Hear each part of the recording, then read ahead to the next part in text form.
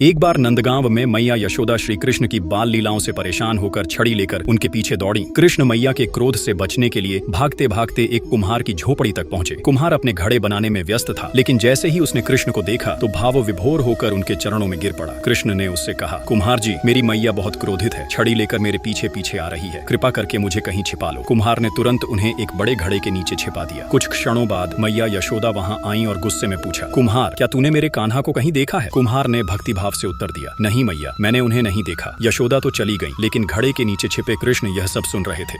अब उन्होंने कुम्हार से कहा, कुम्हार जी, मैया चली गई, अब मुझे बाहर निकालो। कुम्हार मुस्कुराया और बोला, प्रभु, मैं आपको ऐसे ही बाहर नहीं निकालूंगा, पहले आप मुझे 84 लाख योनियों के बंधन से मुक्ति का वचन दीजिए। कृष्ण ने आनंदित होकर कहा, ठीक है, मैं तुम्हें मुक्ति दूंगा, अब तो बाहर निकालो। कुम्हार बोला, नहीं प्रभु, अकेले मुझे नहीं, मेरे पूरे परिवार को भी मुक्ति का वचन दीजिए। कृष्ण ने सहर्ष मान लिया। फिर कुम्हार ने कहा, प्रभु, मेरी बैलगाड़ी के बैल भी इस मिट्टी को ढोकर लाए हैं जिससे यह घड़ा बना है, उन्हें भी मुक्ति का वचन दीजिए। भगवान मुस्कुराए और कहा, ठीक है, मैं उन्हें भी मुक्ति दूंगा।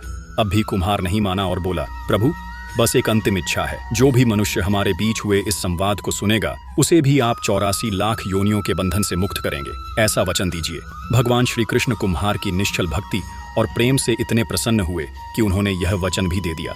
तब कुम्हार ने भावुक होकर बाल कृष्ण को घड़े से बाहर निकाला, उनके चरणों में दंडवत प्रणाम किया, चरण धोकर चरणामृत पिया और कृष्ण को गले लगाकर इतना रोया कि अंततः प्रभु में ही लीन हो गया।